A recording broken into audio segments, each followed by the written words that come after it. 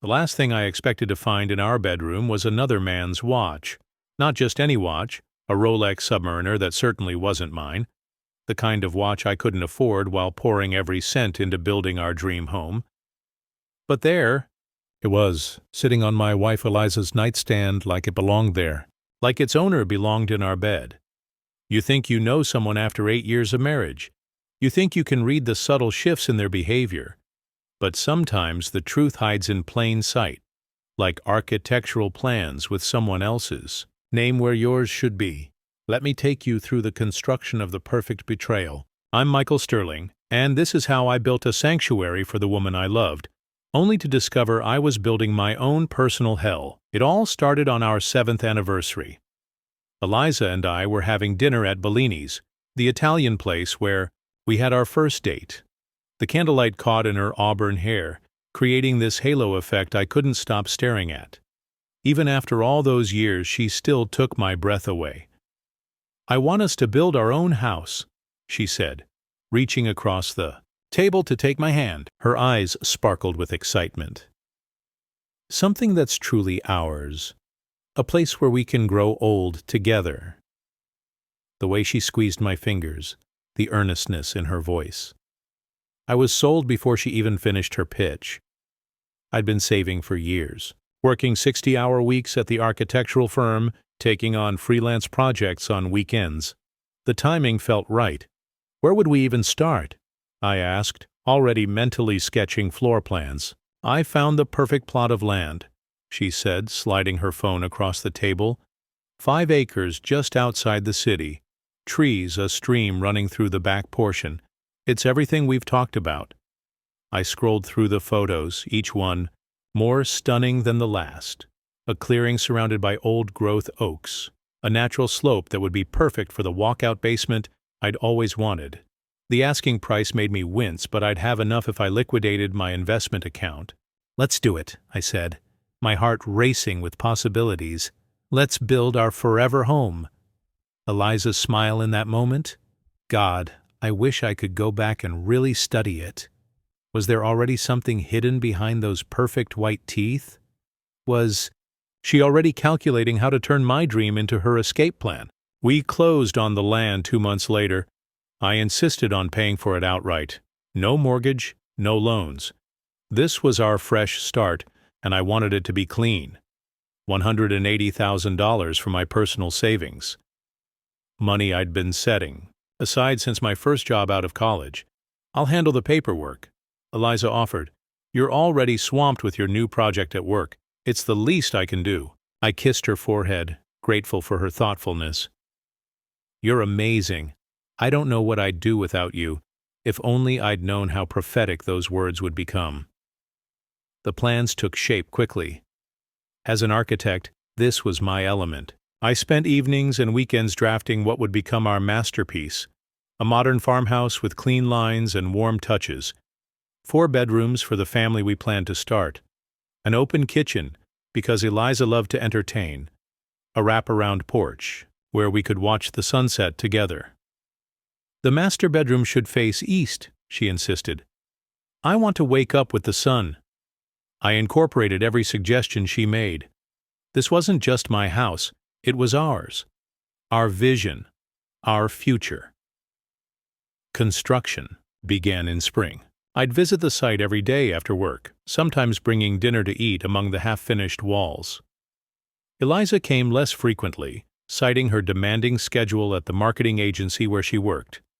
When she did visit, she'd take dozens of photos, documenting the progress. "For our memories," she explained. "Our love story in lumber and nails." I never questioned who else might be receiving those photos. The first sign something was off came 6 months into construction. I arrived at the site to find changes I hadn't authorized. Upgraded fixtures in the master bathroom, a higher-end stone for the kitchen countertops. The contractor must have made a mistake, I told myself, pulling out my phone to call him. "Oh, Eliza approved those yesterday," he explained casually. "Said it was a surprise for you. Hope I didn't ruin it." My irritation melted into affection. She was thinking of me, upgrading the parts of the house she knew mattered to me. The extra cost was substantial, but her thoughtfulness made it worthwhile. That night, I thanked her with a homemade dinner and her favorite wine. "You shouldn't have spent so much on those upgrades," I said, filling her glass. "But I love them." She smiled, a peculiar glint in her eye. "Nothing but the best for our home, right?" It wasn't until much later that I realized she'd never denied authorizing the changes. More upgrades followed. Custom cabinetry in the kitchen, heated flooring in the bathrooms, a wine cellar that hadn't been in the original plans. The budget stretched and then snapped entirely. I dipped into my retirement savings, took out a personal loan. Each time I questioned the mounting costs, Eliza had a ready explanation. "Property values in the area are skyrocketing," she'd say. "We're building equity. Trust me." And I did trust her. Completely. Blindly. Summer turned to fall and the house began to take its final shape. It was stunning, even better than I'd envisioned. Standing on that wraparound porch, watching the sunset paint the sky in oranges and purples, I felt a profound sense of achievement. This was what I'd worked my entire life for. "It's perfect," Eliza whispered, leaning against me. "Everything we dreamed of." I wrapped my arm around her waist, pulling her close. 2 more months, then it's all ours. She tensed slightly, so slightly I almost missed it. "All ours," she echoed, her voice distant. That night, we made love with an intensity we hadn't shared in months. Looking back, I wonder if she was already saying goodbye. The next week, I had to fly to Chicago for a client meeting. 3 days away from home, the longest we'd been apart since starting construction. "Don't worry about a thing," Eliza said, kissing me goodbye. "I'll keep an eye on the house." I called her every night, falling asleep to the sound of her voice. She seemed distracted, often cutting our conversation short. "Just busy with work," she explained. "The Johnson campaign is taking all my energy." When I returned, something felt different. Subtle changes in her behavior. She was checking her phone more frequently, taking calls in another room, working late more often. I chalked it up to stress. We were both feeling the pressure of the house construction, the financial strain. Once we moved in, things would settle down. We'd find our rhythm again, if only I'd looked closer, if only I'd questioned more. It was a Tuesday evening when I made an unexpected discovery. I'd left my laptop at home and returned from work early to retrieve it. The house was quiet. Eliza should have been at work for another 2 hours. Her purse was on the kitchen counter, keys tossed carelessly beside it. A man's jacket I didn't recognize hung on the back of a dining chair. My stomach dropped. Blood rushed to my ears, creating a roaring sound that nearly drowned out the muffled laughter coming from upstairs. I moved through the house in slow motion, each step leaden with dread. The bedroom door was closed. I stood outside it, hand on the knob, knowing that opening it would forever change my life. Inside, Eliza was straddling a man I'd never seen before. Dark hair, broad shoulders, tanned skin. They were so engrossed in each other they didn't notice me at first. "What the fuck? Is this?" My voice sounded strange, distant. Eliza screamed, scrambling off her lover and clutching the sheet to her chest. The man, whoever he was, had the audacity to look annoyed rather than embarrassed. "Michael, you're supposed to be at work." Eliza's voice was high-pitched, panicked. "Clearly," I said, my calm surprising even me. "Who is he?" The man sat up, unashamed of his nakedness. "Jason Mercer," he said, extending his hand as if we were meeting at a business lunch. "I've heard a lot about you." I ignored his hand. "How long?" Eliza was crying now, mascara running down her cheeks. "Michael, please, let me explain." "How long?" I roared, all pretense of composure vanishing. 10 months, Jason answered when Eliza couldn't. "Since before you bought the land, the room spun. 10 months, nearly a year of lies, every kiss, every intimate moment we'd shared, all while she was seeing him." "Get out," I whispered. "Both of you, get the fuck out of my house." Jason stood reaching for his discarded clothes. "Actually," he said, voice cool and measured, "you might want to check whose house this really is." I didn't understand what he meant until the next day when I went to the county records office. The land, my land, purchased with my money, was registered solely in Eliza's name, and there was a second name on the deed for the house itself, Jason Mercer. I stared at the documents in disbelief. This couldn't be legal. It couldn't be possible. But there it was in black and white. My wife had systematically stolen everything from me. When I confronted her that evening, she'd been staying at a hotel. She didn't even try to deny it. "You were always so trusting, Michael," she said, a hint of pity in her voice. "So focused on your precious blueprints that you never bothered to read the actual paperwork." "Why?" I asked, my voice breaking. "Why not just ask for a divorce? Why this elaborate scheme?" She laughed, actually laughed. "And walk away with what? Half of your retirement? A 2-bedroom apartment?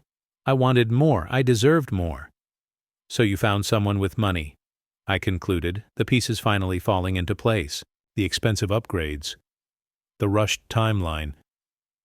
"Was any of it real? Us? This house?" Eliza looked around at the nearly completed home. "Our dream house that was never meant to be mine. The house is real," she said softly. "It's exactly what I always wanted, and now I get to share it with someone who can actually afford the lifestyle I deserve." I lunged for her then, a red haze clouding my vision. Not to hurt her, I've never been that man, but to shake some humanity back into her, to make her see what she'd done. Jason appeared from the kitchen, moving with alarming speed for a man his size. His fist connected with my jaw before I could reach Eliza. I stumbled backward, tasting blood. "You should leave," he said calmly, "before I call the police and report you for trespassing." Trespassing! On land I had paid for, in a house I had designed with my own hands. "This isn't over," I promised, backing toward the door. "I'll fight this. I'll take you both to court." Eliza's smile was sad, almost sympathetic. "With what money, Michael? You've spent everything on this house." "Everything. On us." She was right. I was financially ruined. The perfect victim for their perfect crime. The following weeks passed in a blur of legal consultations and sleepless nights. Every lawyer told me the same thing, without proof that the money for the land was intended as an investment rather than a gift. I had little recourse. Eliza had expertly covered her tracks, having me sign papers I never fully read, papers that essentially gifted her everything. I moved into a studio apartment downtown, all I could afford after emptying my accounts for our dream home. Each morning I'd drive by the house on my way to work, watching as they put the finishing touches on my design, my vision. My heart carved into physical form. Sometimes I'd see them together on that wraparound porch, drinking coffee in the morning light, sharing a bottle of wine as the sun set, living the life I had meticulously planned for Eliza and me. I began drinking heavily, missed days at work, nearly lost my job before my boss, a friend of 20 years, staged an intervention. "You can't let them win like this," he said, pouring me coffee instead of the whiskey I craved. "You're too good an architect to waste away in self-pity." He was right, of course, but knowing something intellectually is different from feeling it emotionally. Every fiber of my being wanted revenge, wanted justice, wanted my life back. It was during one of my darkest moments, sitting in my car across from their house at 2 a.m., that clarity finally came. Not from within, but from a security guard who tapped on my window. "You can't keep doing this, sir," he said kindly. "Either confront them properly or move on. This in between is killing you." The confrontation came 3 months after I discovered their affair. I waited until Jason left for work, then knocked on the front door of what should have been my home. Eliza answered wearing silk pajamas I'd never seen before. Her hair was different, shorter, blonder. She looked startled to see me. "Michael," she said cautiously, "what are you doing here?" "I need to understand," I replied, surprised by the steadiness of my voice. "Walk me through it. The whole plan." I deserved that much. Perhaps it was guilt, perhaps it was the simple human desire to brag about a successful scheme. Whatever the reason, she invited me in. Sitting in the living room, my design, her furnishings. She told me everything. How she'd met Jason at a charity gala I was too busy to attend. How they'd connected instantly. How they'd realized they wanted the same things in life. Luxury, freedom, status. He has the money, but not the taste, she explained. I knew you could design something spectacular, something worth far more than what we'd put into it. So I was just the architect? I asked. The free labor? She had the decency to look uncomfortable. It wasn't like that in the beginning, but over time, yes. We realized your skills could give us exactly what we wanted. And when exactly were you planning to end our marriage? After the house was finished? Eliza nodded, sipping from a mug of tea. A clean break. You'd get the condo and the divorce. We'd keep the house. Everyone moves on. Except I'm financially ruined, I pointed out. And you're living in luxury bought with my life savings. She shrugged, a gesture so callous it physically hurt to witness. Business is business, Michael. You should have protected yourself better. As she spoke, I noticed something on the coffee table. Architectural plans, but not mine. A pool house addition, guest quarters, expansions to my perfect design. Already changing my work? I asked, nodding toward the papers. Jason wants a few upgrades, she said dismissively. The architect he hired is good, but not as good as you. An idea formed then, a way back in, a way to reclaim something of what was taken from me. Let me do it, I offered. The additions. No one knows this house like I do. She looked suspicious. Why would you help? Us? I feigned resignation. What choice do I have? I need the money. And like you said, business is business. Incredibly, they agreed. Jason was hesitant at first, but Eliza convinced him. Michael's work increased the property value by 30%, she argued.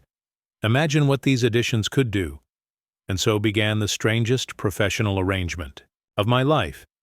3 times a week I'd visit the house, their house, to work on plans for the expansions. Each visit was torture and therapy combined. I'd see them living their stolen life, while simultaneously reclaiming small pieces of my creation. What they didn't know was that I had a plan of my own, a way to take back what was rightfully mine. The work took months. I deliberately stretched it out, making minor adjustments, requesting feedback, scheduling unnecessary meetings. All the while, I was watching, learning their routines, finding the cracks in their seemingly perfect life. Jason traveled frequently for business. Real estate development, ironically enough. During those trips, Eliza would invite friends over, throw small parties, spend his money freely. When he returned, there would be tension. Arguments behind closed doors that I pretended not to notice. Trouble in paradise? I asked once after overhearing a particularly heated exchange. Eliza brushed it off. Just the normal adjustments of living. Together, nothing serious. But I saw the bruise on her wrist, the way she flinched when he moved too quickly. The paradise they'd built on my ruins was already showing cracks in the foundation. I should have felt vindicated. Instead, I felt an unwelcome pang of concern for the woman who had destroyed me. Stockholm Syndrome, perhaps. Or just the lingering effects of 8 years of genuine love. 6 months into my consulting work on their additions, I made my move. It began with an anonymous tip to the IRS about Jason's business practices. Specific enough to trigger an audit, vague enough to protect my identity. Next came the building inspector, an old college friend who owed me a favor. He found just enough code violations in the work Jason had commissioned without permits to halt construction temporarily. Finally, the masterstroke, documents I'd discovered while working on the additions, papers suggesting that Jason had been aware of structural issues but had chosen to ignore them to save money. Fabricated, of course, but convincing enough to create doubt. The beauty of my plan was its subtlety. No single element was devastating on its own. Together they created a perfect storm of financial and legal pressures that began to fracture Jason and Eliza's relationship. I watched from the sidelines as their arguments became more frequent, more public, as the dream house became a battleground. As love, if that's what they'd ever shared, curdled into resentment. One evening after Jason had stormed out following a particularly brutal fight, Eliza invited me to stay for a drink. We sat on that wrap-around porch, watching the same sunset I'd once imagined sharing with her for decades to come. "He's not who I thought he was," she confessed, wine loosening her tongue. "Everything looked so perfect on paper. Successful, handsome, ambitious." "Appearances can be deceiving," I replied, thinking of our own marriage. How perfect it had seemed from the outside. She turned to me, eyes glistening with unshed tears. "I made a mistake, Michael, a terrible mistake." For a moment, just a moment, I felt the old pull toward her, the desire to comfort, to protect, to forgive everything and start again. Then I remembered her laugh when she'd explained their scheme, the casual cruelty of her betrayal. "Which mistake?" I asked coldly. "Cheating on me? Stealing my money? Or just choosing the wrong man to do it with?" She flinched as if I'd slapped her. "I deserve that." "You deserve a lot more than that," I said, rising to leave. "But don't worry, I think you'll get exactly what's coming to you."